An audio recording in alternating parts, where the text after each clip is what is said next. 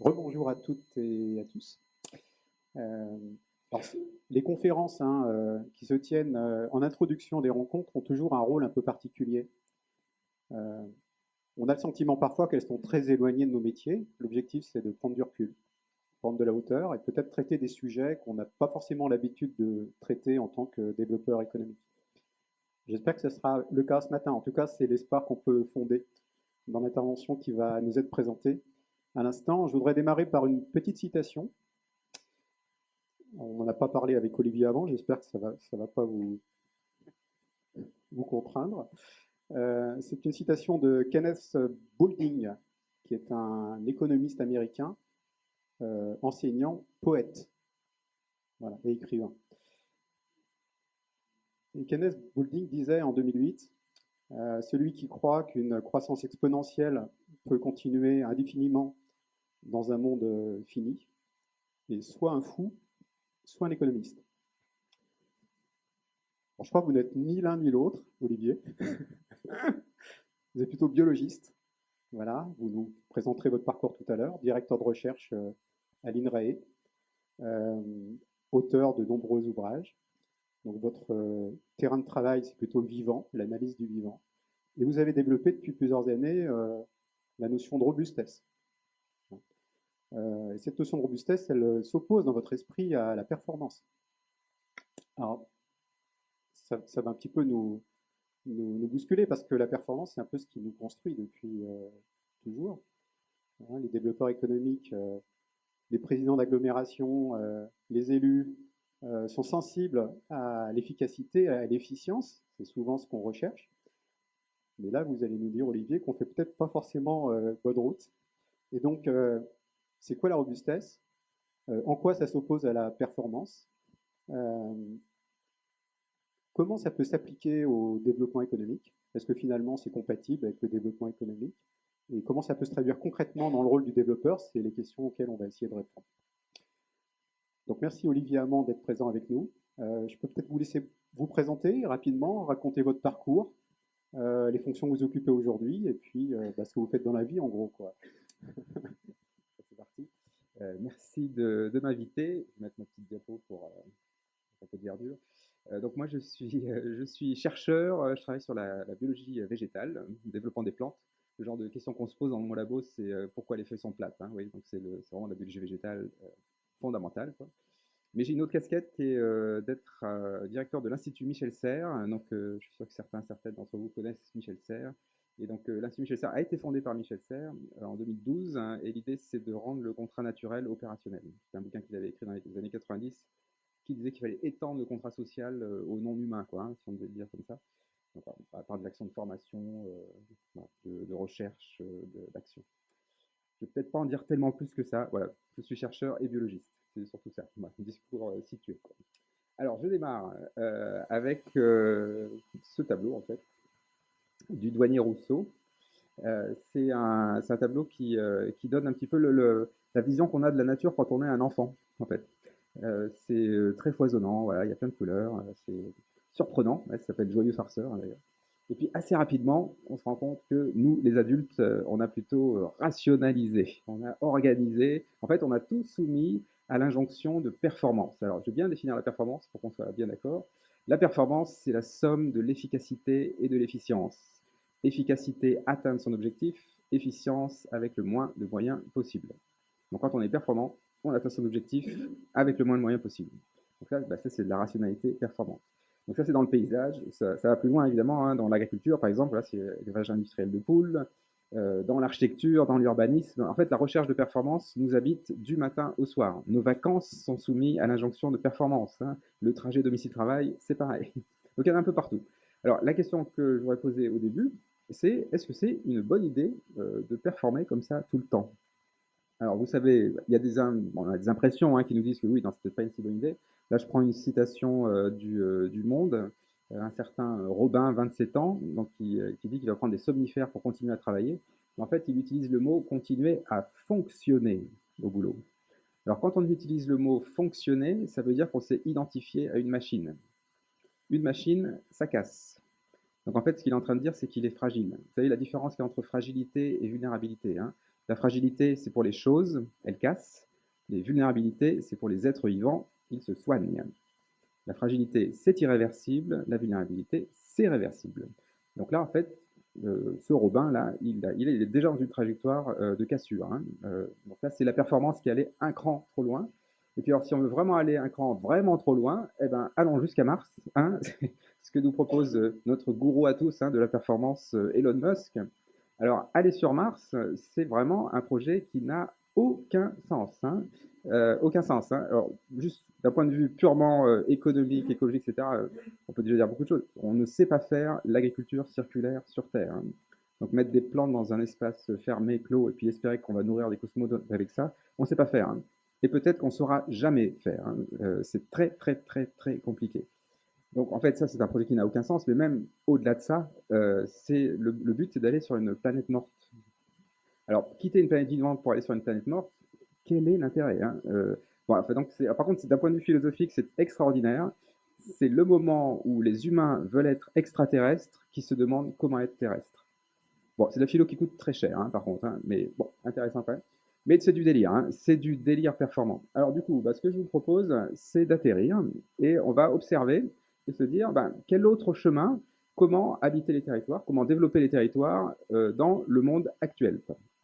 Alors allons-y. Quand on atterrit et qu'on observe, en fait, c'est un chemin en 3 étapes. Je suis à peu près le plan de la conférence. La première étape, en fait, c'est ça. C'est avoir des arguments pour comprendre l'équilibre qu'il y a entre performance et robustesse. Et c'est aller au-delà des justes impressions, des impressions un peu comme ça émotionnelles qu'on a sur la performance, vous donner des arguments scientifiques pour équilibrer cet équilibre entre performance et robustesse. Alors, je vais vous donner quelques arguments pour commencer, pour montrer les fragilités de la performance. La première chose, ça tient en 2 mots, optimiser, fragilise. Optimiser, fragilise. En fait, dès que vous voyez le mot optimiser quelque part, il faut vous demander qu'est-ce que je fragilise. Donc là, vous avez un exemple, c'est dans les Landes, où on a planté des arbres en ligne droite. Donc ça, c'est pour optimiser la récolte, hein, pour augmenter la performance. Mais quand on aligne des arbres, eh ben, ce sont des autoroutes pour le feu et des autoroutes pour les pathogènes. Et donc, on a optimisé une fonction, mais on a fragilisé toutes les autres. Bon, ça c'est un exemple, il y en a plein d'autres. Hein. Bon, je passe sur les détails. Un deuxième critique qu'on peut faire de la performance, et donc là c'est plutôt de l'efficience énergétique, c'est les effets rebonds. Alors, je prends mon exemple favori des frigos. Donc, les frigos, hein, dans les années 60, ils consommaient énormément d'énergie, hein, beaucoup de métaux, beaucoup de ressources, beaucoup d'énergie. Donc, on a fait beaucoup de progrès d'efficience énergétique. Et du coup, aujourd'hui, on a des frigos qui consomment beaucoup moins d'énergie, beaucoup moins de métaux. Mais qu'est-ce qui se passe? Et bah, du coup, ils sont plus attractifs parce qu'ils sont moins chers. Et du coup, qu'est-ce qu'on fait? On les multiplie, on les refait grossir, on fait des frigos connectés, on fait des caves à vin. Et bah, ça y est, c'est parti. Donc, la population mondiale de frigos consomme plus de ressources. Donc ça, c'est vraiment très vicieux parce qu'on a l'impression de faire de la sobriété et on fait de l'ébriété. C'est ça qui se passe. Hein. Donc ça, c'est vrai pour les frigos, c'est vrai pour le charbon, pour le pétrole, pour la lessive concentrée, pour les écrans plats. C'est absolument général. Donc dans un monde qui est drogué à la performance, penser que l'efficience énergétique va résoudre le problème, c'est vraiment, c'est pas une bonne solution. Hein. Ça va juste, au contraire, continuer à épuiser les ressources. Donc c'est pas, voilà, on sent bien qu'il y a des soucis quand même. Troisième argument, alors sinon j'ai un argument, une petite photo pour illustrer, l'effet rebond, hein, c'est aussi le surtourisme hein, qui impacte les territoires évidemment. Ça c'est le kérosène. Hein, oui. Des avions, on leur fait faire de l'efficience énergétique, hein, ils consomment moins de kérosène, bah, du coup ça permet le low cost et ça permet le surtourisme. Donc en fait il y a des effets rebonds sur les effets rebonds. Hein. Bon, donc ça c'est le deuxième argument, l'effet rebond. Troisième argument, c'est la loi de Goodhart. La loi de Goodhart, elle dit quand une mesure devient une cible, elle cesse d'être fiable. Quand une mesure devient une cible, elle cesse d'être fiable. Ça veut dire que dès qu'on met un indicateur de performance quelque part, ça devient toxique. Et ça, c'est un biais humain. C'est-à-dire que nous, les humains, quand on a un indicateur, eh ben on le regarde. Et on a tendance à regarder que cet indicateur. Et on oublie tout le reste. Ça pousse à la pensée réductionniste, l'indicateur de performance. Et donc là, vous avez un exemple, les JO. Hein, vous voyez, je mets les pieds dans le plat. On a tous vibré hein, pour les JO. Mais il faut voir ce qu'il y a derrière. Hein. Les athlètes, quand ils vont un cran trop loin, bah, par exemple, ils vont faire du dopage. Bah, pour vraiment avoir cette médaille, pour vraiment aller sur le podium. Et là, vous voyez la logique. Hein. Je suis sportif, je vais m'intoxiquer pour atteindre la meilleure performance. Donc ça n'a plus rien à voir avec le sport. Hein. c'est plus que de la compétition, quoi, hein. Même sans parler de dopage, hein, si vous avez déjà vu des radios des squelettes de certains athlètes, ils ont 20 ans, mais leurs os ont 60 ans. Ils les ont usés jusqu'à la corde, quoi, hein. Donc ça va être compliqué quand même pour la suite. Donc le coût de la performance, il est là, quoi, hein. Et donc là, je vous mets juste une petite photo parce que en 2023, depuis 2023, on parle de faire les jeux augmentés.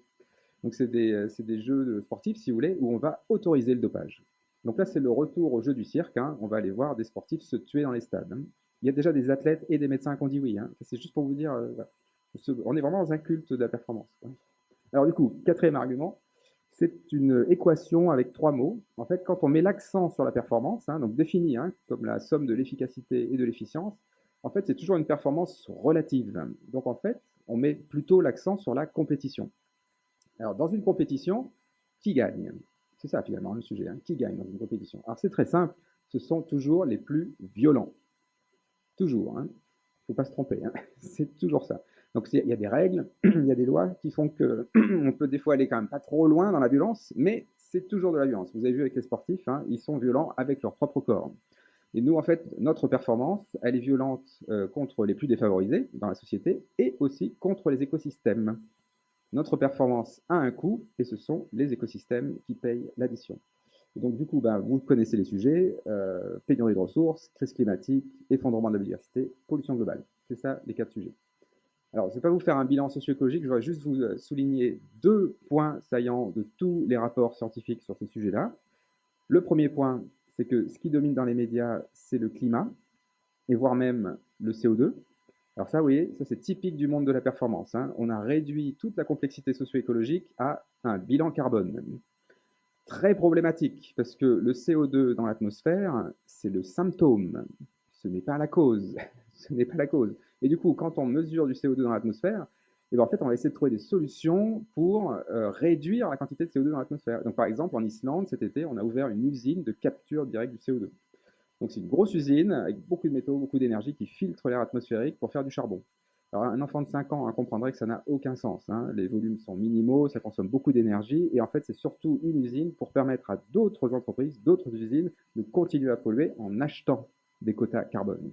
C'est une opération purement financière. Donc le premier levier, c'est pas le climat. Il ne faut pas se tromper, hein. Le climat, en fait, si vous apportez des solutions à la crise climatique, au CO2, vous allez aggraver la pénurie de ressources, vous allez aggraver l'effondrement de la biodiversité et vous allez aggraver les pollutions globales. Pensez à la batterie au lithium, hein. Voilà, c'est l'exemple typique. Donc du coup, c'est pas ça le bon levier. Alors le bon levier, c'est quoi? En fait, il faut juste prendre un peu de recul. Notre performance fait une guerre à la vie. C'est ça qui se passe. Donc du coup, le premier levier, c'est la biodiversité. Il faut augmenter la biodiversité. C'est de très loin le levier le plus systémique. Quand on fait ça, on améliore la crise climatique, enfin on va plutôt dans le bon sens pour la crise climatique, pour les pollutions globales, pour les pénuries de ressources. C'est de très loin le levier le plus systémique. En plus, ça ne coûte rien, il faut juste semer des graines. On peut le faire à toutes les échelles, sur son balcon, dans son jardin. Et à l'échelle planétaire, c'est l'agriculture, le premier levier. Pour l'agriculture, on sait exactement quoi faire. Les permacultures pour les locales, l'agroforesterie, l'agroécologie, les jardins créoles dans les Caraïbes, on sait tout faire, on a toutes les solutions, tous les savoir-faire, on peut le faire aujourd'hui.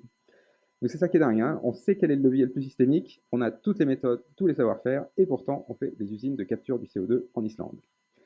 Ça c'était le premier point. Biodiversité d'abord. Deuxième point, c'est le mot en rouge, et c'est surtout celui-là qui va nous intéresser. Si on lit les rapports du GIEC, de l'IPBES, de l'UICN, de la CIA, du Forum économique mondial, tous ces rapports, hein, ils disent tous la même chose, hein, au premier ordre. Ils disent tous que le monde devient fluctuant. On est en train de quitter le monde de la moyenne pour entrer dans le monde de l'écart-type. C'est ça qui se passe, hein. En fait, il ne faut pas se tromper, hein. Il y a plein de mots, hein, pour ça, hein. Le monde VUCA, le monde de la polycrise. Enfin, il y a tout un champ sémantique, ça dit tous la même chose, hein. Le 21e siècle sera variable et imprévisible. Donc fluctuant, c'est ça que ça veut dire, hein, variable et imprévisible.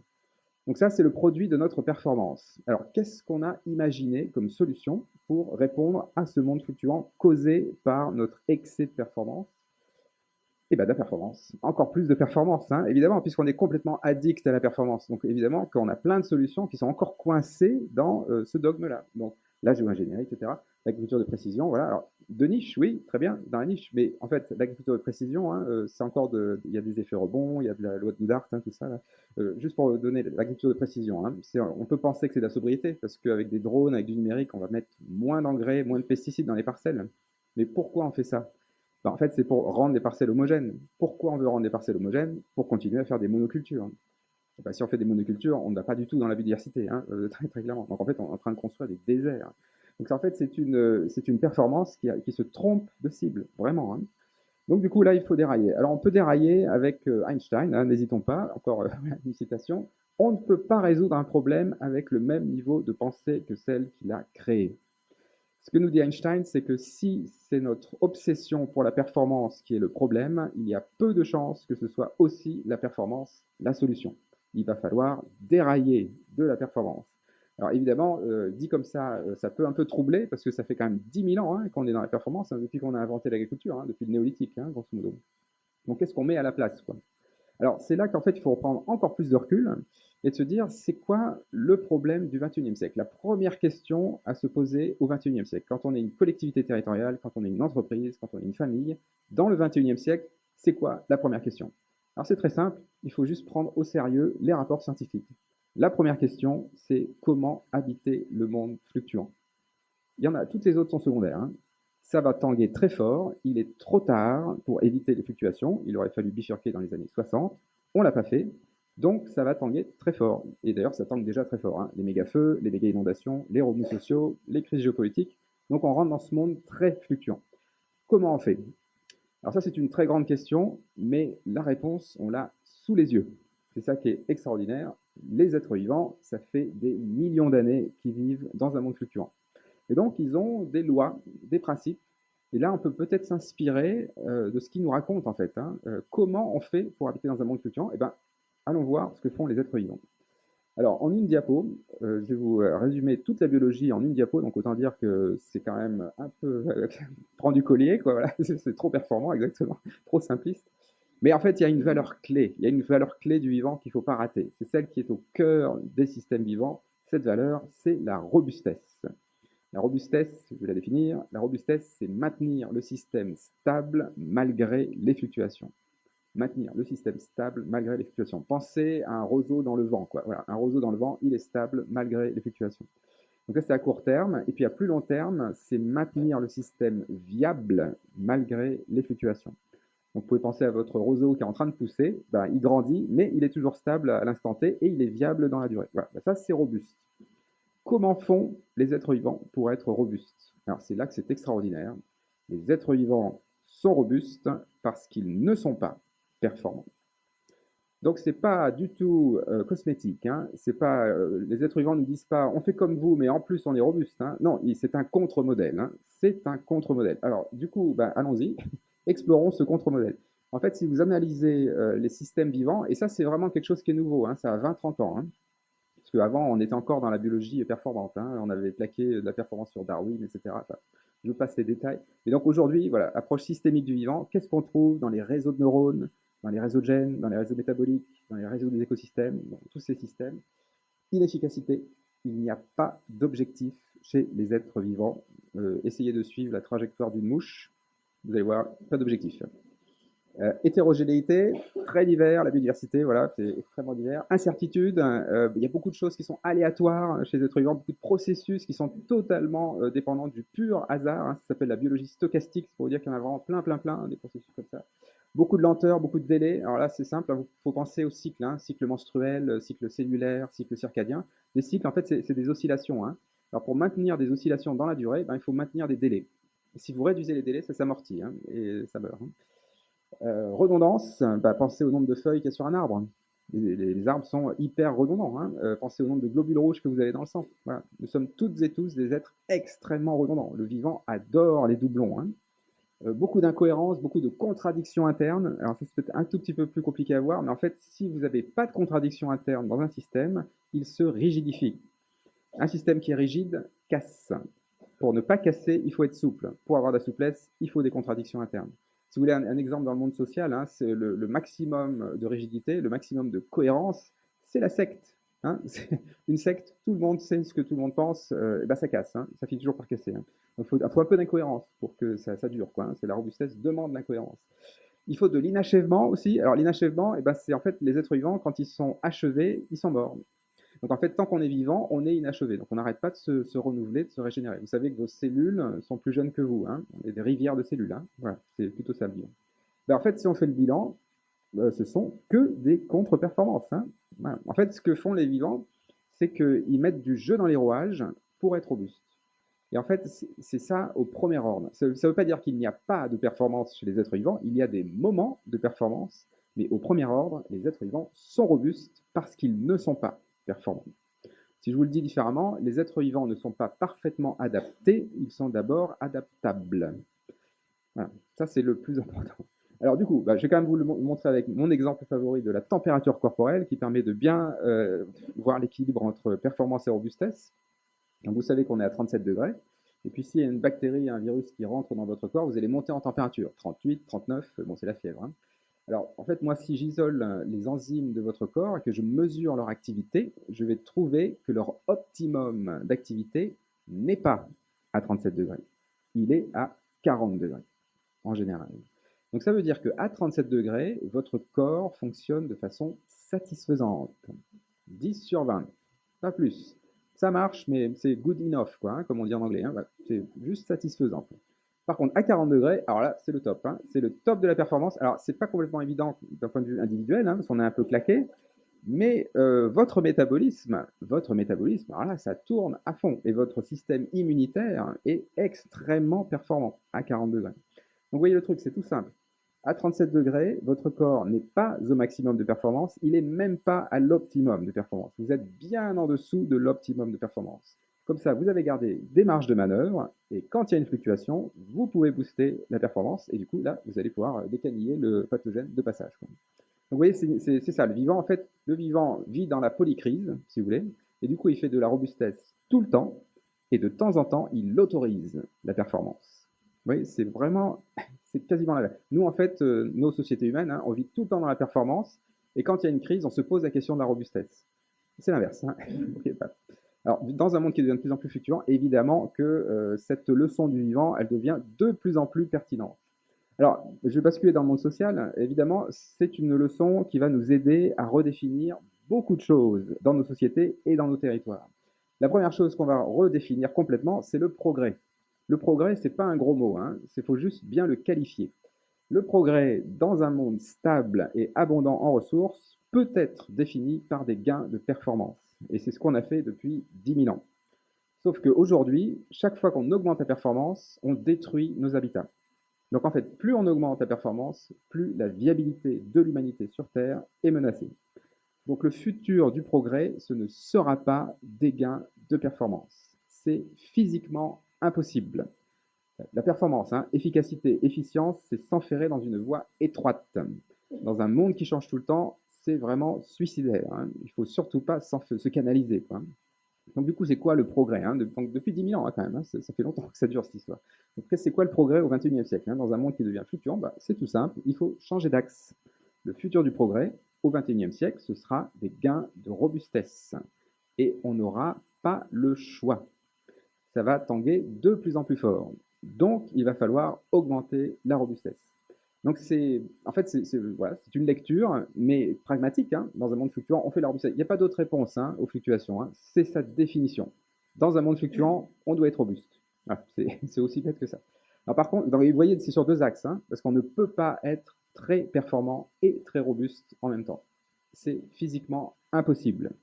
La performance, on s'enferme dans une voie étroite. La robustesse, on a exploré, on a expérimenté, on a diversifié. Hein. C'est le contraire. Hein. Bon, alors du coup, ça c'est OK. D'un point de vue scientifique, j'imagine tout le monde va être d'accord, hein, parce que ça c'est implacable. Hein. Dans un monde fluctuant, on fait la robustesse. La question c'est plutôt comment on fait, quoi. C'est pas un peu utopique, quoi. Hein. Voilà, les clients ils veulent des objets pas chers tout de suite, c'est de la performance. Hein. Les électeurs, eh ben, ils veulent de l'efficacité politique, c'est de la performance. Les investisseurs, ils veulent un retour sur investissement, c'est encore de la performance. Donc comment on fait pour basculer? Alors, une autre analogie du vivant qui est bien pratique, c'est les nuées d'oiseaux. Les nuées des tourneaux, hein, c'est très beau, hein, ces nuages d'oiseaux là qui tournent, hein, et on peut se dire, mais comment font-ils eux pour basculer? Comment font-ils eux pour passer de droite à gauche ou de gauche à droite? Alors, c'est très simple, hein, ce sont toujours les oiseaux à la périphérie qui guident le groupe.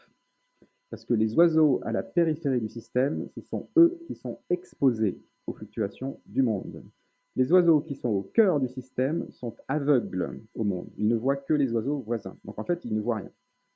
Donc en fait, tout ce qui bascule, tout système qui bascule, bascule par ses marges. Donc c'est pas ses marges financières, hein, c'est marges, le côté, hein, la périphérie. Donc ça c'est vrai pour une nuée d'oiseaux, c'est vrai pour un banc de poissons, mais c'est vrai aussi pour les empires, hein. Les empires, ils ont tous basculé par un événement aux marges. Enfin, en général, c'est par un événement aux marges. Donc du coup, ben, ça, il y a une phrase de Jean-Luc Godard, hein, que j'aime bien citer ici. Là, Jean-Luc Godard, il disait, c'est la marge qui tient la page. C'est la marge qui tient la page. Très puissant. Alors bah, du coup, allons-y. C'est la deuxième étape. Comment on fait ça? Et évidemment, où est-ce qu'il faut regarder? Bah, évidemment, c'est dans les territoires. C'est là que ça se passe. Hein. C'est pas au niveau central que ça va se passer. Donc, vas-y, vas-y. Il a un débit de parole impressionnant, mais il est difficile à couper parce qu'il est effectivement passionnant. Euh, un, vous avez une bouteille d'eau Ouais, merci, c'est bon. si besoin, voilà. Deux petites questions. Est-ce que je vois tout le monde prendre des photos est-ce qu'on pourra avoir le Ouais, support bien sûr, je voilà. partage les diapos. Hein, Ça bien vous sûr. évite Oui, voilà, merci. d'utiliser votre smartphone inutilement. Et puis, il y aura évidemment un espace de questions-réponses qu'on vous proposera après le point 2. Voilà. Olivier, on y va. Ça marche. Je continue, oui, c'est vrai que je déroule. Hein. Là, je fais de la performance, vous voyez, c'est la fièvre. Hein. Je ne parle pas comme ça tout le temps. Hein. Bon. Alors du coup, dans les territoires, qu'est-ce qu'on trouve? Voilà, donc on est aux marges. En fait, si vous voulez regarder le monde qui bascule de la performance à la robustesse, il faut regarder aux marges.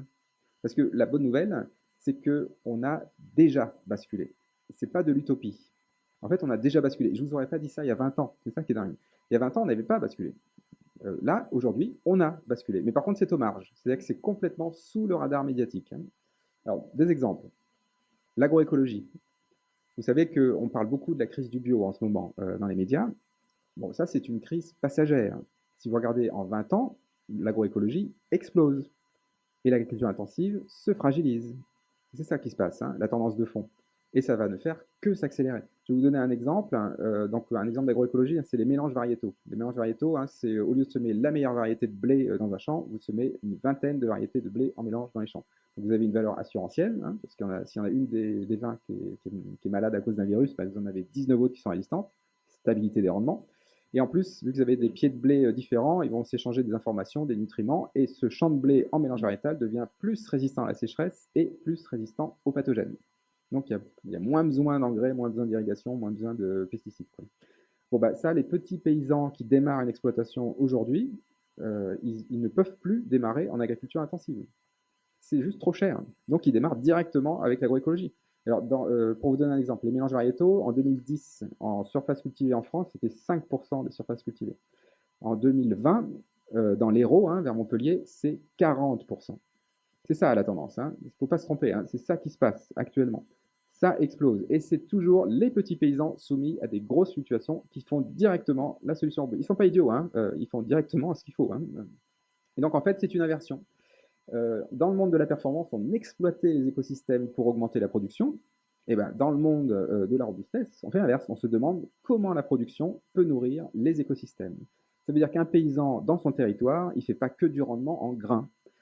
Sa production, sa biodiversité cultivée doit aussi maintenir l'hygrométrie dans les sols, les insectes auxiliaires. S'il fait des mélanges variétaux, il les mélange avec ses voisins paysans. C'est le monde de la richesse des interactions. On est en train de quitter le monde de la pauvreté des interactions. Le monde de la performance, hein, c'est le monde de l'autoroute. Hein. Hein, c'est voilà, efficacité, efficience, on va très très vite à son objectif. Bon, alors c'est très performant, mais je pose la question, qui veut vivre sur une autoroute? Hein, voilà. Donc en fait, c'est beaucoup plus intéressant, le monde de la robustesse, hein, c'est le monde de la richesse des interactions. Emmanuel Macron avait dit il y a quelques années, c'est la fin de l'abondance. Alors il n'a pas fini sa phrase, hein. Si on complète la phrase, hein, c'est la fin de l'abondance matérielle, c'est le début de l'abondance des interactions. C'est ça qui se passe, hein. La bascule de la performance à la robustesse, c'est la fin de la pauvreté des interactions. C'est ça. Hein. Bon, alors ça c'est pour l'agriculture. Alors dans le paysage, dans les territoires, on voit pareil aux marges des signes qu'on est en train de basculer vers la robustesse. Alors ça, en plus que j'aime bien prendre cet exemple-là parce que c'était passé au journal de France 2. Donc là, oui, on commence à se rapprocher du cœur du système. Alors je suis quand même pas assez news à BFM TV, faut quand même pas exagérer, mais on se rapproche quand même hein, du cœur du système. Et alors là, qu'est-ce qu'on voit? Eh bien, on voit dans les années 60 un territoire où on avait remembré. Donc on avait canalisé la rivière pour augmenter la production locale, hein. Bon, bah ça, très bien, ça augmente la performance, mais sauf que quand il pleut, cette rivière qu'on a canalisée, c'est une autoroute, et du coup, bah, dès qu'il pleut, ça va inonder la ville. Donc ils se sont fait inonder une fois, deux fois, 10 fois, et puis après, ils ont fini par sortir un tractopelle et à retracer les lacets de la rivière. Ils ont reméandré leur rivière. Alors qu'est-ce qui se passe là? Ben, vous ralentissez la rivière, du coup, bah, quand il pleut beaucoup, ça inonde le champ et ça n'inonde plus la ville. Donc on a désoptimisé le paysage pour augmenter sa robustesse. Et juste pour vous dire jusqu'à quel point ça va, ça, ça ils l'ont fait avec des tractopelles. Aujourd'hui, il y a une entreprise à Valence qui fait la même chose avec des castors. C'est pour vous dire, hein, enfin, mais c'est ça le monde qui vient, hein, c'est dingue hein, quand même. Ben, ça, c'est le monde de leur business. On interagit aussi avec les non-humains. Bon, mais c'est pas, vous voyez, c'est pas une fiction. On est en train de basculer en ce moment, c'est en train d'arriver. Alors, un autre exemple beaucoup plus simple à voir dans la vie de tous les jours, c'est le tout réparable. Le tout réparable, il y a 20 ans, c'était des ateliers de réparation de vélos en ville, quoi. C'était à peu près tout ce qu'on voyait, quoi. Bah, aujourd'hui, il n'y a plus une seule entreprise qui ne se pose pas la question de la réparabilité de ses objets, de ses biens, de ses services. Bon, en fait, ça, c'est peut-être le signe le plus simple, hein, de voir qu'on est en train de basculer du monde de la performance à la robustesse. On est en train de passer du tout jetable au tout réparable. Et donc, on est aussi en train de passer de l'économie propriétaire à l'économie de l'usage, l'économie de la fonctionnalité. L'exemple typique, hein, c'est alors je ne vais pas trop essentialiser, mais les jeunes dans les années 80, leur liberté, c'était d'avoir leur voiture. Aujourd'hui, avoir sa voiture, c'est une charge. Ça coûte cher, il faut un parking, il faut faire des contrôles techniques, etc. Donc la voiture partagée, évidemment, c'est l'avenir de la voiture, hein, bien plus que la voiture électrique, hein, au passage, hein. Le futur de la voiture, hein, c'est une voiture légère, partagée, réparable. Qu'elle soit thermique ou électrique, c'est totalement secondaire, hein. Enfin, bon, si on pense robustesse, c'est ça qu'on dit. Bon, voilà, donc plein d'exemples. Alors voilà, les Royal Mail, ils font des pulls en Bretagne, hein, garantie à vie. Brezelec, c'est la réparation d'électronique agricole, hein, c'est créé dans les années 70, hein, cette boîte. Ils ont traversé le désert pendant 40 ans. Bah, aujourd'hui, ils explosent, hein. Ils ont ouvert des succursales aux États-Unis, en Australie, hein. Enfin, c'est ça, hein, les signaux faibles du monde qui est en train de basculer, c'est tout ça, quoi. Et alors du coup, ben, qu'est-ce qu'on voit? Ben, en fait, ça inverse des tas de choses. Vous voyez, l'économie, hein, propriétaire vers usage, et aussi ce que font les ingénieurs. Les ingénieurs, pendant des années, ça a été les rois du pétrole de la performance. Ils faisaient des incréments de performance via des délégations techniques distantes. Bon, ça, c'est terminé. Ce qu'on va demander aux ingénieurs maintenant, c'est de développer des solutions robustes. Alors, c'est quoi les solutions robustes? Technodiversité. Un ingénieur, eh ben, il ne développe pas seulement une solution performante, non, il développe des solutions robustes. Un plan A, un plan B, un plan C, un plan D. Et puis en plus, il faut viser l'autonomie technique des citoyens. Donc oui, c'est ça qu'il faut dire aux ingénieurs qui désertent, hein. Au contraire, hein, on a besoin d'eux. Mais par contre, c'est le sens des technologies qui a changé. C'est plus la performance, c'est la robustesse. Et ça permet aussi de tout de suite déminer l'idée de la technophobie, hein, parce qu'on pourrait comme ça penser que la robustesse c'est technophobe, que c'est contre l'innovation, etc. Alors c'est tout le contraire, hein. Qui est technophobe, hein, dans ce monde-là là? C'est le monde de la performance qui est technophobe, hein. Dans le monde de la performance, quand on fait des nouvelles technologies très performantes, elles écrasent les technologies plus anciennes. C'est technophobe. Et en plus, on éloigne les citoyens de la technologie. C'est doublement technophobe. Ici, dans cette pièce, personne n'est capable de réparer son smartphone. Ben, ça, c'est le signe de la technophobie, hein. Donc en fait, dans le monde de la robustesse, c'est l'inverse. C'est technophile. C'est qu'en fait, on fait des solutions, si elles sont très innovantes et très robustes, on les garde. Mais c'est pas pour ça qu'on écrase les technologies plus anciennes. On va garder l'impression 3D parce que ça rend tout réparable, mais c'est pas pour ça qu'on va arrêter de faire des maisons en terre crue. On garde tout. Et puis en plus, on veut que les citoyens mettent les mains dans le cambouis. Donc à l'échelle d'un village, d'une ville, d'une région, mais pas tellement, enfin pas au-delà d'un pays, quoi.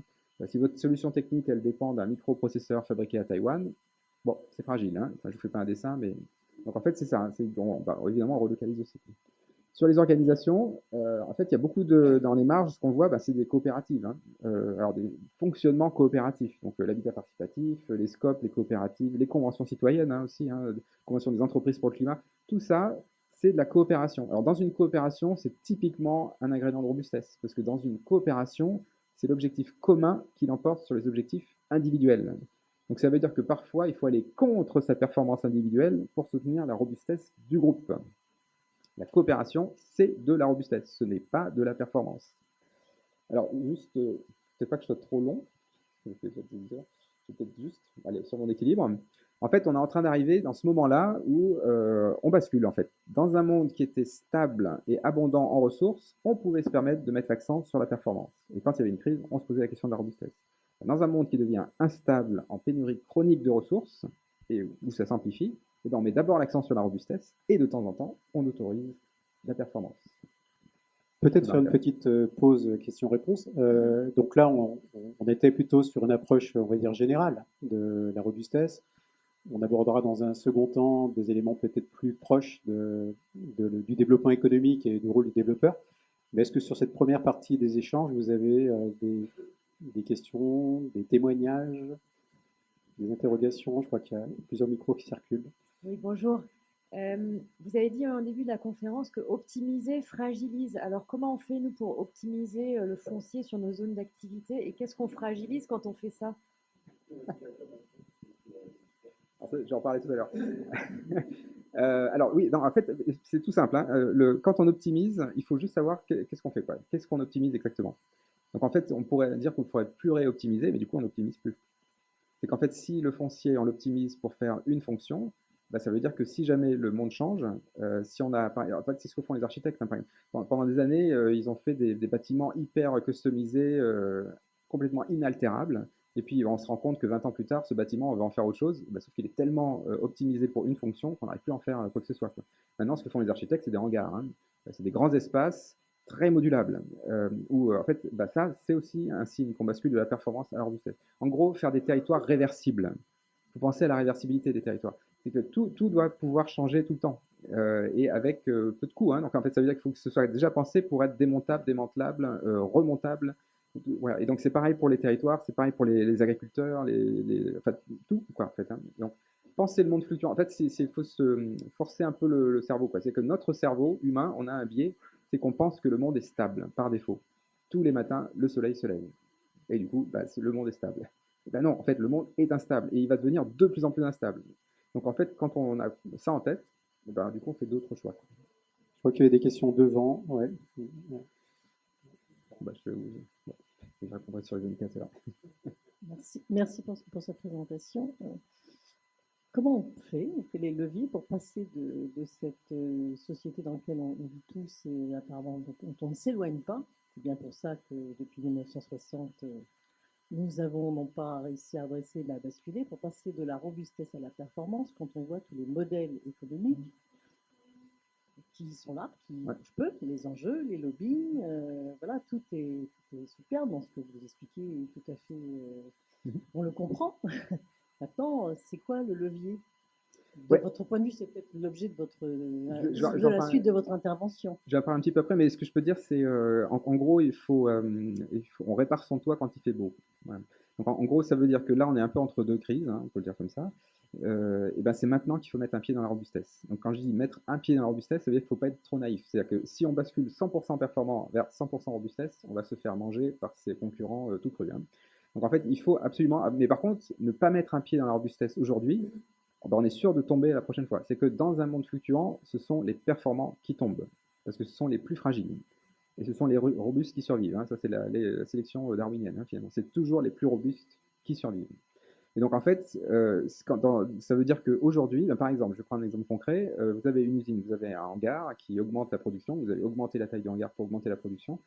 Et ben, dans ce hangar, vous pouvez décider de consacrer une petite surface pour un atelier de réparation, pour l'informatique locale, pour les machines locales. Cet atelier, vous pouvez même l'ouvrir aux entreprises voisines. Donc, c'est peut-être 1% de votre chiffre d'affaires, voilà, ça peut être énorme. Mais le jour où la Chine envahit Taïwan, toutes les entreprises qui dépendent de biens importés chinois mettent la clé sous la porte, sauf celles qui sont capables de tout réparer chez eux et de proposer ce service. Donc ce 1% de votre chiffre d'affaires qui ne coûtait pas grand-chose, ça va devenir 99% de votre chiffre d'affaires. En fait, c'est ce ressort-là. En fait, il faut absolument aujourd'hui avoir un pied dans la robustesse. Si vous voulez, ce n'est pas à 15 jours de la cessation de paiement qu'on bascule de la performance à la robustesse. C'est trop tard. Ça s'anticipe, ça se travaille. Là, c'est maintenant. Hein. C'est maintenant, là, on est entre deux crises. C'est maintenant qu'il faut mettre un pied, deux pieds, un orteil, enfin, ce que vous voulez, mais dans la robustesse. Si au contraire, vous allez dans la suroptimisation en pensant que c'est le piège performant, hein, c'est-à-dire il y a urgence, alors il faut être encore plus performant. Donc, quand on fait ça, on se fragilise encore plus et on tombera encore plus vite. Une question de Nicolas. Peut-être, avant de poser ta question, te présenter, Nicolas, enfin, c'est valable pour tout le monde, ça peut être intéressant que vous disiez de quel territoire vous êtes ou de quelle organisation vous faites partie. Merci pour ces propos très intéressants. Et Donc moi, je travaille au CEREMA, l'établissement public dans le domaine de la transition écologique. Il y a un terme que j'ai pas entendu pour l'instant, en tout cas, c'est le terme de croissance. Ouais. Est-ce que pour vous, c'est synonyme de performance? Vous voyez où je veux en venir? Et du coup, est-ce que décroissance serait synonyme de robustesse pour vous? Alors, l'opposition performance-robustesse permet de dépasser le débat croissance-décroissance. Alors déjà, décroissance, enfin, en gros, le monde de la croissance économique, si on la définit comme juste suivre la croissance du PIB, ça, on sait que ça n'a aucun sens. Ça, c'est le premier principe de thermodynamique, conservation d'énergie. Ben, ça n'existe pas. Hein. Une croissance infinie sur une planète infinie, ça n'existe pas. Donc la croissance définie par juste la croissance du PIB, ça n'a aucun sens scientifique. Il n'y a aucun scientifique qui va vous dire que ça a du sens. Hein. Ça, c'est de la thermodynamique de base. Hein. Mais par contre, la décroissance, il y a beaucoup de définitions. Alors, il y en a qui disent que c'est la récession, il y en a qui disent que Timothy Parry va plutôt dire que c'est une phase de transition vers la post-croissance. Mais moi, ce que je retiens surtout, c'est que la décroissance, alors déjà, c'est polysémique, donc on ne sait pas très bien de quoi on parle, et c'est un mot négatif qui ne crée pas de désir, décroissance. Alors que la croissance peut créer du désir. Donc en fait, le problème de la décroissance, pour moi, il est essentiellement sémantique. Et surtout, il est trop flou. En fait, on met plein de choses derrière tout ça. La robustesse, l'intérêt, c'est que c'est très clair. C'est un mot physique, avec sa définition physique, qui est pragmatique. Dans un monde fluctuant, on va en fait, alors c'est ça qui est extraordinaire, c'est que dans le monde de robuste, on va piquer dans les solutions de la croissance et on va piquer dans les solutions de la décroissance. On sort de ce débat, quoi. En fait, le problème du débat croissance-décroissance, c'est que c'est deux discours qui s'auto-alimentent. Hein, ils s'alimentent l'un l'autre, et c'est un enfermement. Il y a la même chose entre développement durable et sobriété. Voilà. C'est des discours qui se contredisent et qui se maintiennent, en fait, et qui nous enferment. Donc il faut vraiment sortir, hein, c'est la troisième voie, quoi. Hein. Il faut sortir de cet enfermement. Et ben, il faut prendre un peu plus de recul. C'est la phrase d'Eisenhower. Hein. Si vous bloquez sur un problème, élargissez-le. Ça aussi, c'est très puissant. Hein. Parce qu'en général, nous, les humains, quand on bloque sur un problème, on a tendance à le réduire. Et donc, on arrive à trouver un tout petit problème qu'on peut réduire, et puis en fait, on a généré des tas d'autres problèmes ailleurs. Donc, en fait, il faut élargir les problèmes. Hein. Et ben là, si on élargit le premier problème qu'on a, c'est vivre dans un monde fluctuant. Et du coup, ben, réponse opérationnelle, c'est la robustesse. Après, qu'on pique dans le monde de la décroissance, dans le monde de la croissance, c'est secondaire. Est-ce qu'il y a une dernière intervention avant que Olivier poursuive? Oui, une dernière peut-être.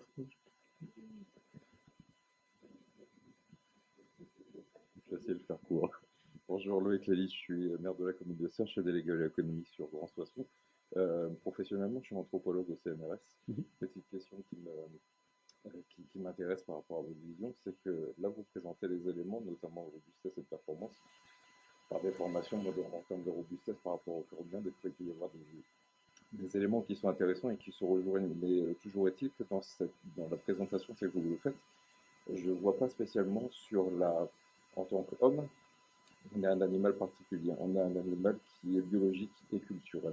Et est-ce que, quelque part, cette recherche et cette démarche volontaire qui peut être parfois sociétale d'acquisition de robustesse, elle ne serait pas à un moment donné à l'opposé d'une démarche volontaire et darwiniste?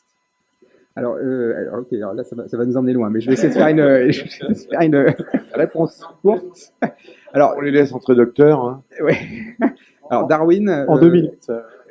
Oui, mais alors, donc Darwin, on l'a très mal lu.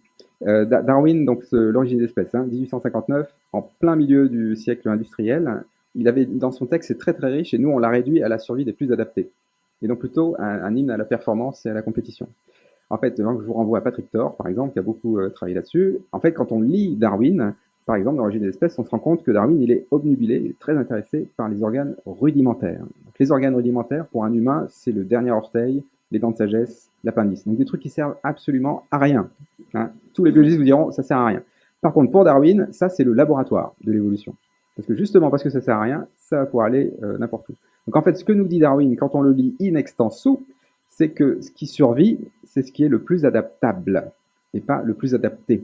Alors, le problème, c'est que Darwin s'est fait avoir après, donc du coup, compliqué, quoi. Mais la première édition d'Origine des espèces, si on veut vraiment être spécifique, c'est ça. Et donc, du coup, pour les humains, en fait, alors, il y a un côté exceptionnel à l'humanité, c'est que nous, on sait écrire, hein, c'est ça notre super pouvoir, et du coup, on peut aller très très loin dans le passé et très très loin dans l'avenir, et du coup, construire des sociétés culturelles. Alors, les animaux, voilà, il y a aussi des sociétés culturelles, mais c'est pas aussi développé que nous. Nous, on est vraiment largement au-dessus du lot. Mais par contre, parfois, ça nous met dans une position dualiste, c'est-à-dire qu'en fait, on est en position en disant, bah, il y a les humains et puis il y a les non-humains, quoi, un peu en opposition. Alors qu'en fait, on reste des êtres biologiques. Alors, je ne vais pas tout biologiser, Mais il ne faut pas oublier qu'on est aussi dépendant de ça. Alors, juste pour vous donner un exemple très simple qui est vrai pour tous les êtres vivants, vous mettez un être vivant dans un contexte où il y a beaucoup de ressources, où les conditions sont très favorables, ces êtres vivants vont faire de la compétition et de la performance. Vous mettez une algue dans un lac chaud avec beaucoup de nitrate et de phosphate, cette algue, elle va proliférer et elle va tout tuer sur son passage. Vous mettez la même algue dans un lac froid, sans nitrate, sans phosphate, elle va coopérer. Elle va faire de la coopération. Et donc, c'est de la symbiose, etc. Et ben, nous, les humains, ce qui est incroyable, c'est qu'on peut retrouver exactement les mêmes principes. Et même Darwin le dit, d'ailleurs, donc c'est la filiation de l'homme, 1871, et si vous faites un contrôle F dans le texte, vous allez trouver 70 fois le mot sympathie. Parce que ce que dit Darwin, c'est que l'être humain, il est d'abord un être social, coopératif. Et en fait, c'est une anomalie. Depuis 10 000 ans, en fait, on a nous-mêmes, avec l'agriculture, on a créé les conditions de l'abondance. On a sécurisé notre prise alimentaire. Et donc, on s'est nous-mêmes mis dans des situations d'abondance, et donc, il nous a poussé à la performance et à la compétition. Sauf que ça se termine. Notre excès de contrôle nous fait perdre le contrôle. La nature se réveille. Ça fluctue beaucoup, et du coup, on va redevenir des coopérateurs. C'est ce qu'on voit. La coopération commence à revenir, et la compétition commence à être de plus en plus ringarde. L'exemple typique, c'est les parents qui veulent de moins en moins que leurs enfants fassent de la compétition sportive. Ça, c'est un signe. Parce qu'en fait, les parents, ils pensent que c'est pas une très bonne valeur d'être à ce point-là dans la compétition. Demain, on aura besoin de coopérateurs, avant tout. On a besoin d'un peu de compétition, mais on a surtout besoin de coopération. On poursuit peut-être sur, sur les moyens d'agir. Ouais, exactement. Alors en fait, là, ce que je voudrais vous partager, c'est des méthodes. Voilà, c'est très concrètement. Donc là, vous avez vu théoriquement l'opposition performance-robustesse, le fait que c'est en train de basculer en ce moment. Donc c'est pas une fiction, c'est pas une prédiction, ça arrive en ce moment. Maintenant, comment on fait dans les territoires? Alors du coup, voilà, c'est la troisième étape, pratiquer. Alors plutôt que de vous donner des tas d'exemples, je vais vraiment vous donner des clés. Alors, sachant que c'est pas avec une conférence comme ça en un quart d'heure là que je vais vous donner, voilà, ça demande plus de temps, mais c'est juste des premières clés. Alors, première clé, audit interne de robustesse. Ça c'est pour faire en fait l'état des lieux de votre territoire, de votre entreprise, de ce que vous voulez. Mais en fait, il faut faire un audit interne de robustesse. Alors, c'est quoi un audit interne de robustesse? En fait, vous listez les contre-performances de votre organisation et vous essayez de voir en quoi ça nourrit la robustesse de votre organisation. Vous voyez, c'est l'anti-McKinsey. C'est qu'on ne fait pas la liste des contre-performances pour les éliminer, on va les sanctuariser, les valoriser et on va plutôt les faire fructifier. Alors, il y a plein d'exemples. Donc, je vous passerai mes diapos, il y a beaucoup de texte là, mais alors, je ne sais pas. Évidemment, la diversification, plutôt que, on veut plutôt des couteaux suisses dans un monde fluctuant, on veut des collaborateurs qui sont polyvalents, plutôt que de recruter une star qui va être une diva et qui va être toxique pour le collectif, et puis en plus qui va être débauchée dans 2 mois dans un monde fluctuant. Voilà, donc c'est tous ces principes-là. Peut-être je peux juste le dire en une phrase, enfin avec 2 verbes. Dans un monde stable et abondant en ressources, on prévoit. On peut prévoir, parce que le monde est stable. Dans un monde instable et en pénurie chronique de ressources, on ne prévoit pas, on se prépare. Alors, se préparer, ça veut dire qu'en fait, on fait des tas de projets, la plupart ne vont pas marcher, ça nous fait des tas de cartons, et puis le jour où il y a une crise, on va chercher dans les cartons des projets qui deviennent pertinents. C'est ça, se préparer.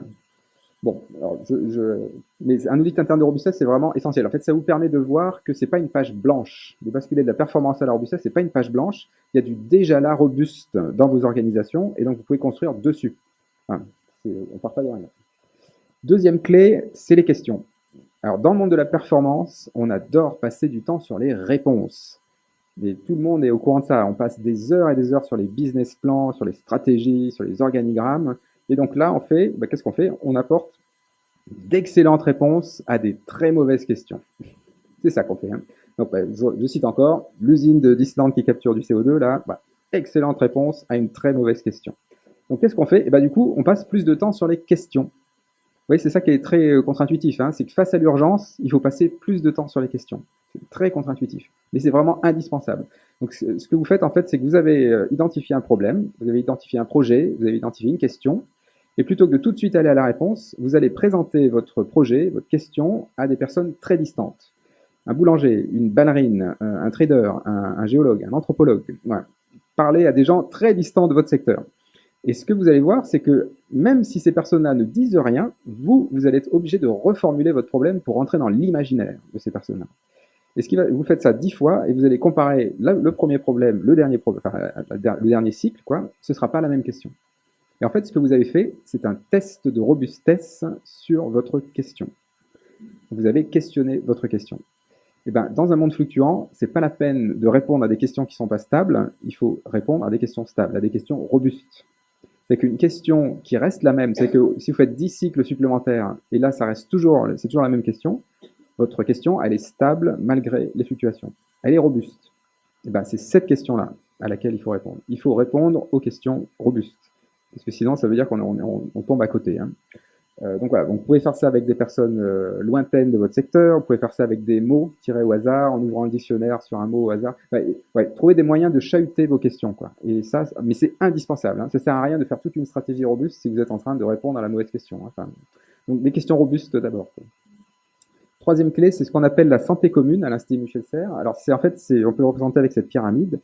En fait, quand on fait des projets dans le monde stable, abondant en ressources, les projets, en général, on a cette pyramide en tête. Une fondation économique solide. Si c'est solide économiquement, alors ça va permettre du lien social. Et puis dans le temps qui nous reste, on va s'occuper de ce qu'on appelle de façon très périphérique l'environnement. Alors, cette pyramide, comme vous le voyez, n'a aucun sens. Parce que la fondation, c'est l'économie. L'économie, c'est une abstraction. Il n'y a pas de base physique à cette pyramide. Donc en fait, si on veut vraiment mettre une base physique à cette pyramide, il faut rajouter une brique sous l'économie qui est des ressources pas chères, abondantes, du pétrole, hein, pour le dire. Donc en fait, le rôle de l'économie, actuellement, c'est de gérer l'abondance du pétrole. Voilà. Donc en fait, cette pyramide-là, en fait, elle n'a aucun sens dans un monde qui devient en pénurie chronique de ressources et qui est instable. Donc du coup, qu'est-ce qu'on fait? On inverse, comme à peu près tout. Hein. Donc en fait, la première chose à faire dans un projet, c'est le soin au milieu naturel.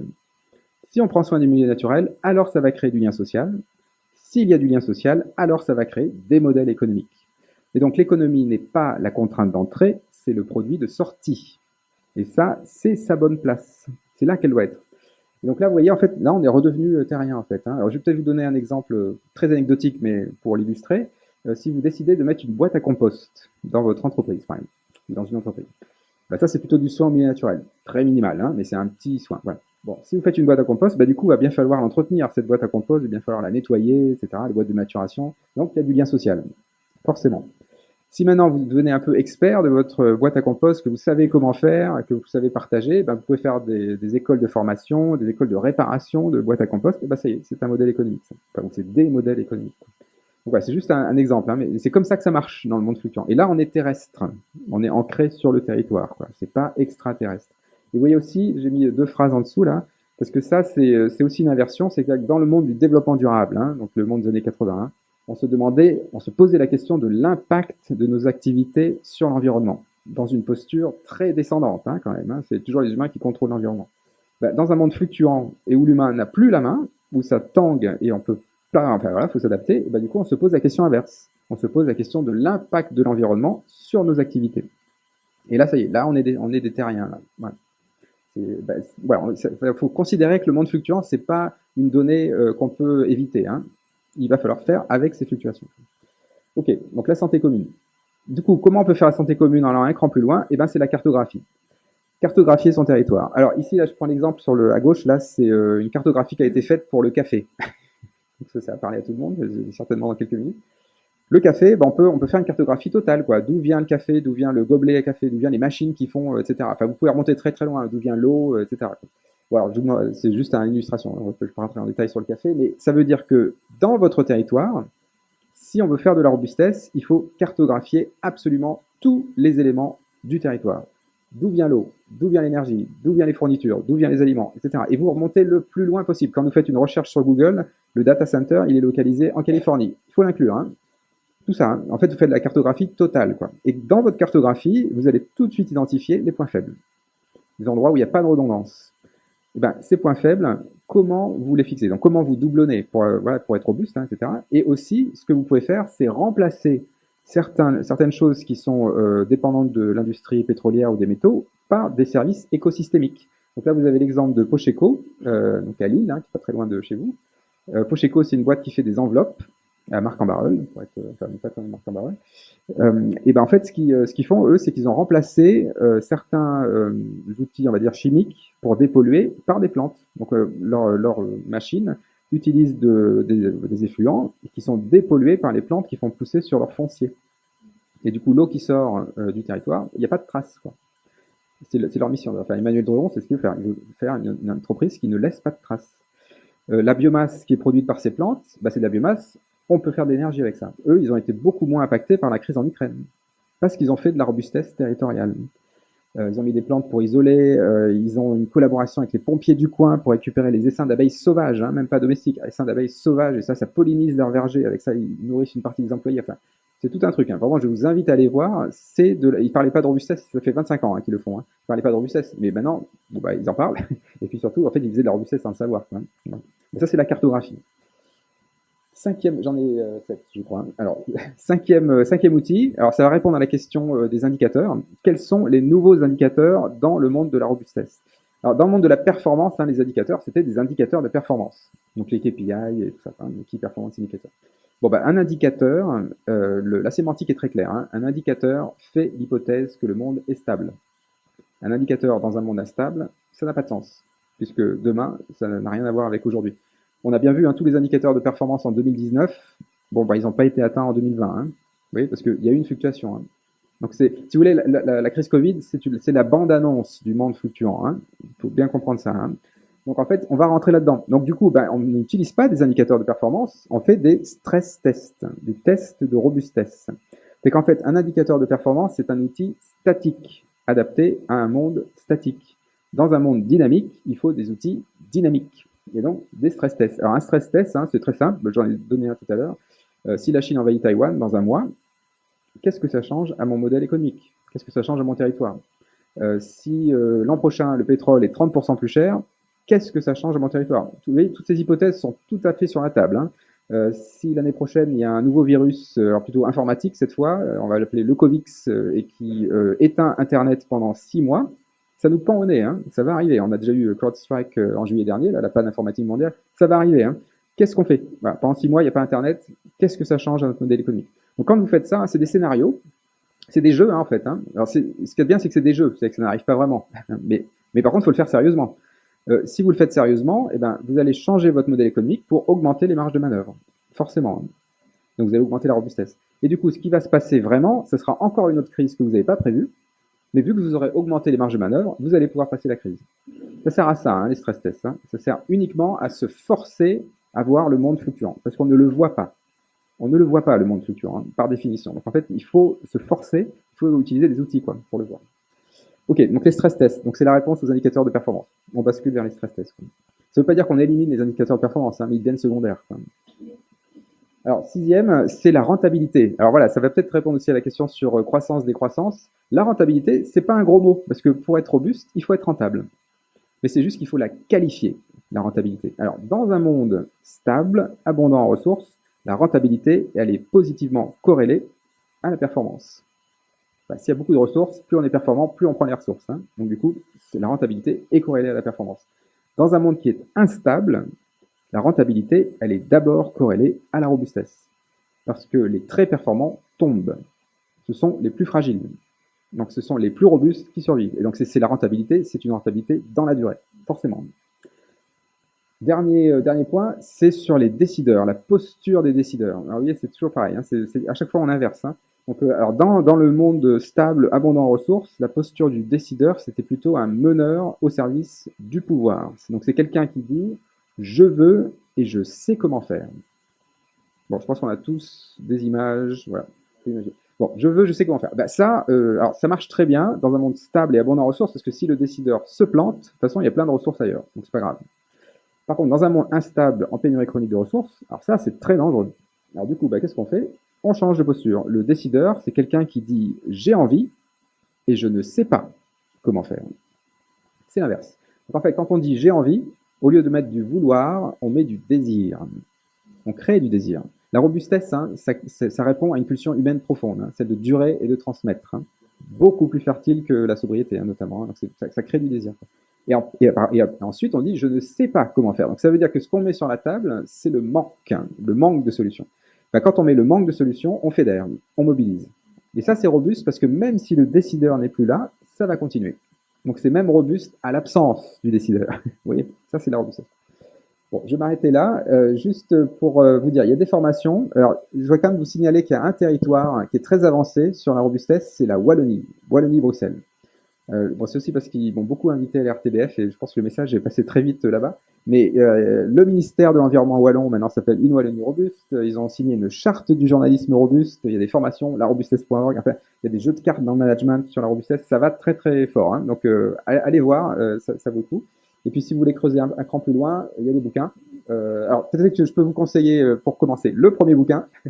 Antidote au culte de la performance, voilà, un petit tract Gallimard, 60 pages, c'est un texte d'intervention, il n'y a aucune référence, c'est vraiment que de l'intervention, il y a une punchline toutes les 2 lignes, hein. Mais c'est vraiment pour voilà, faire cet effet cliqué, quoi. Et après, les autres livres, c'est plutôt du fond, hein. La troisième voie, c'est 300 pages, 500 références, etc. Donc ça, tout ça, évidemment, vous pouvez trouver en bibliothèque, hein, si on veut être cohérent avec la robustesse.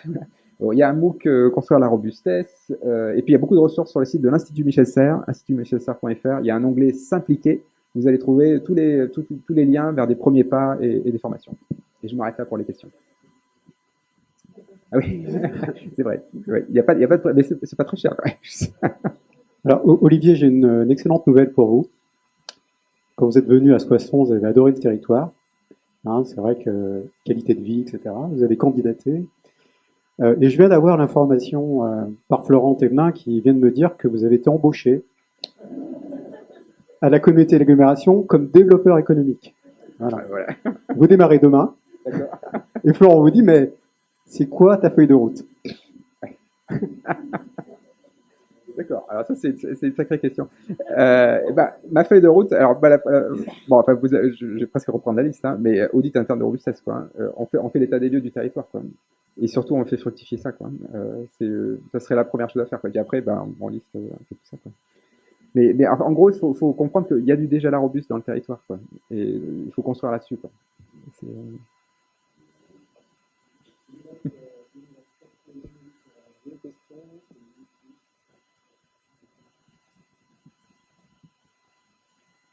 Je vous laisse vous présenter. Oui, Florence Tony, directrice générale déléguée à la Ligue d'Alfortville. Si on parle aujourd'hui beaucoup, alors dans les territoires, on n'en est pas encore à parler de la robustesse, on parle de résilience. Est-ce que pour vous, il y a une différence entre un territoire résilient et un territoire robuste? Oui, il y a une différence. Alors la résilience, c'est une trajectoire. Donc la résilience, donc on est comme ça, on tombe et on se relève. Donc ça, c'est alors, dans des contextes médicaux, psychologiques particuliers, Boris Cyrulnik et compagnie, là, ça se défend très bien. Quand on le généralise à tout le monde socio-économique, ça devient une incitation à tomber pour se relever.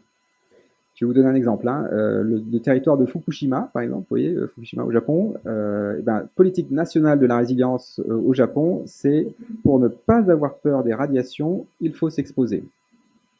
Vous voyez l'arnaque de la résilience, là. Donc en fait, la résilience, c'est une très belle valeur, mais elle est secondaire. En fait, donc la résilience, hein, c'est une trajectoire qu'on optimise aussi, hein, donc elle est encore coincée dans la performance. La robustesse, c'est pas une trajectoire, c'est les bornes. On élargit les bornes pour autoriser n'importe quelle trajectoire, y compris la trajectoire résiliente. Et en fait, si je vous le dis différemment, la robustesse, c'est un principe pragmatique dans un monde fluctuant. On fait de la robustesse, mais c'est aussi une méthode. Il faut commencer par la robustesse.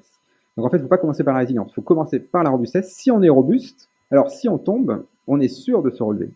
Et du coup, là, la résilience, elle est fertile. Donc il faut commencer par la robustesse, pas la résilience.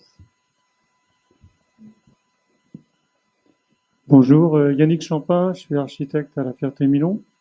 Ma question, elle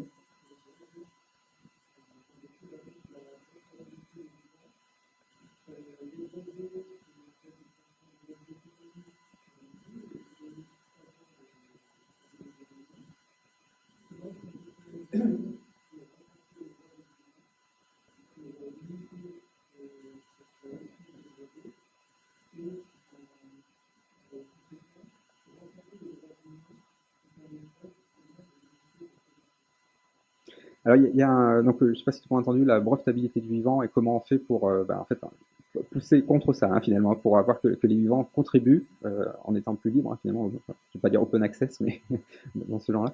Alors, il y a un livre pour moi à lire là-dessus, c'est La gouvernance des biens communs d'Elinor Ostrom.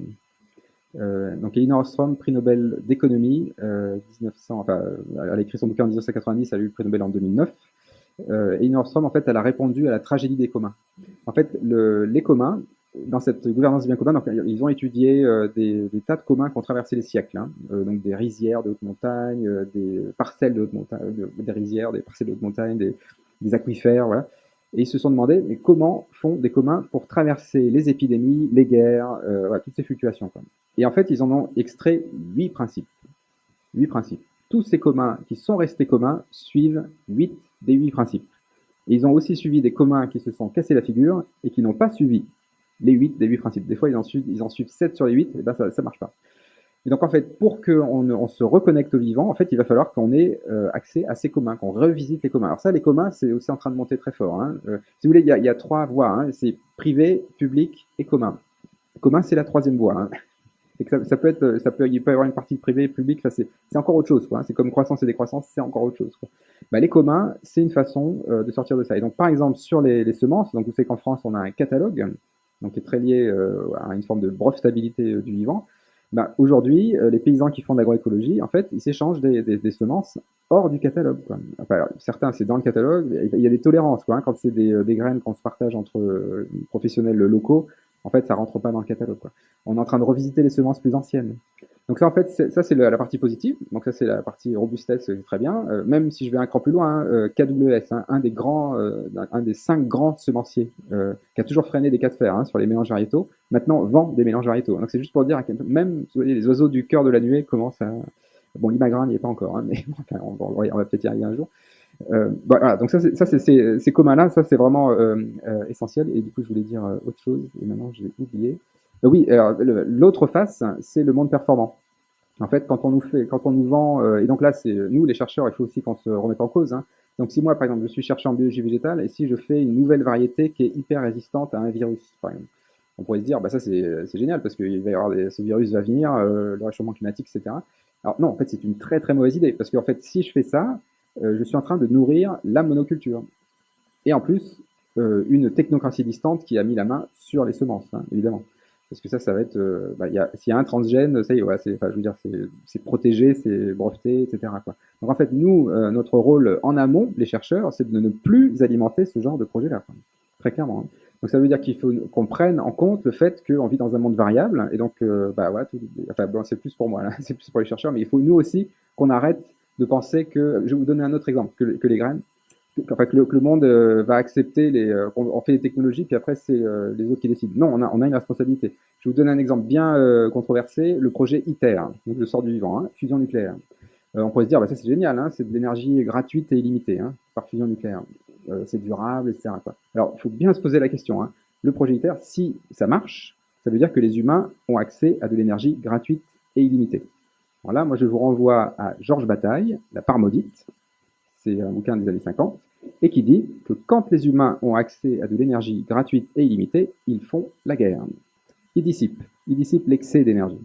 Donc il ne faut surtout pas que le projet ITER fonctionne. Il faut qu'il échoue. Il faut qu'il échoue. Si ça marche, c'est un trou noir. C'est pas un trou noir physique, c'est un trou noir humain. C'est nous qui allons faire la guerre pour la fin des temps. Donc, le coût de la paix, c'est le coût de l'énergie. Oui, là je diverge un peu par rapport à Jean Covici, hein, notamment. Il faut que l'énergie ait un coût. C'est ça qui nous limite, en fait. On a besoin de ça, quoi. Et donc, c'est toutes des questions, en fait, sur notre relation à l'environnement, en fait. Voilà. Je diverge un petit peu. Oui, bonjour. Hermine Chambardelot, donc je dirige le CNRA, le Conseil national pour la résilience alimentaire. Donc, évidemment, je ne pouvais pas ne pas réagir. La robustesse, on est d'accord avec Olivier, on se connaît bien. La robustesse, c'est le Graal. Enfin, ici, je devrais peut-être parler plutôt de vase. Mais en tout cas, la résilience alimentaire, en tout cas, est un chemin, n'est pas une image figée, et il y a énormément d'éléments qui permettent d'atteindre cette robustesse en passant par ce chemin. Ma question, elle était la suivante. Tu dis, et je suis 100% d'accord avec toi, qu'on constate qu'il y a 90% des solutions qui sont là, qui existent. Et certains, même sans le savoir, hein, Pocheco, depuis 25 ans, fait de la robustesse, clairement.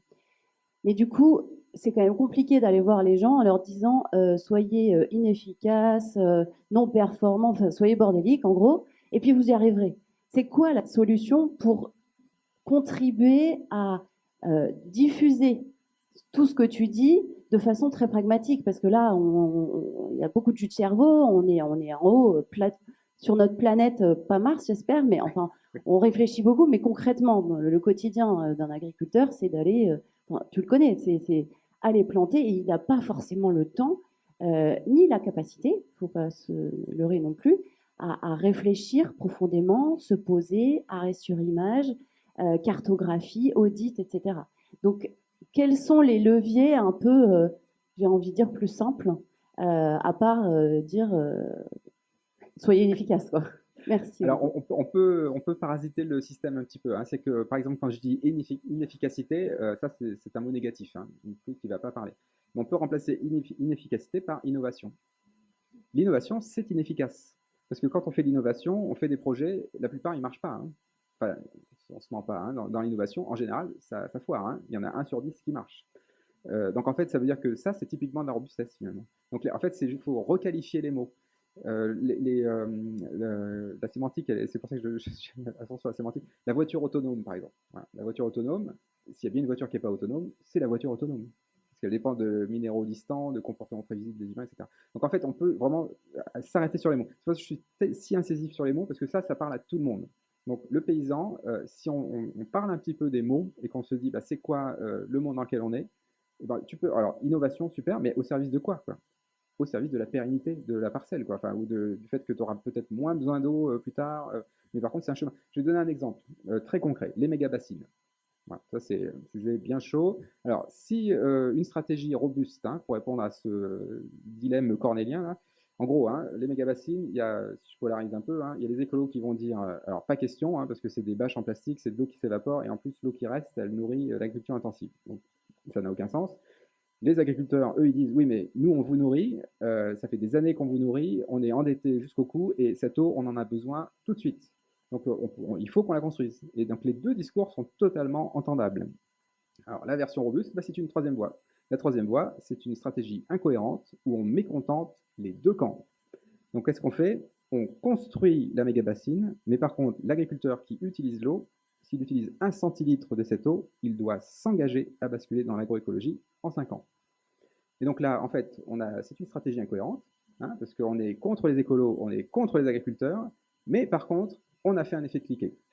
Et en fait, alors, ce qui me rassure, j'en ai parlé avec Charlène Descolonges, il n'y a pas très longtemps, là, et apparemment, dans le sud-ouest, ils sont en train de faire ça.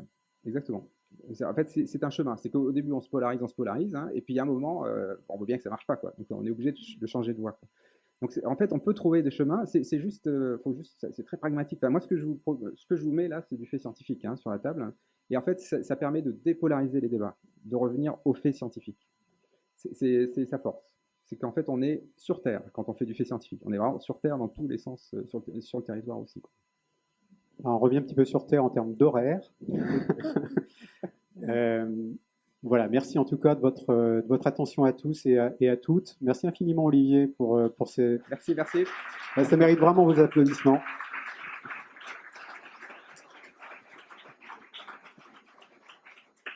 Et voilà, et dès demain, on fait des stress tests dans tous les sens. Hein, voilà. Yes.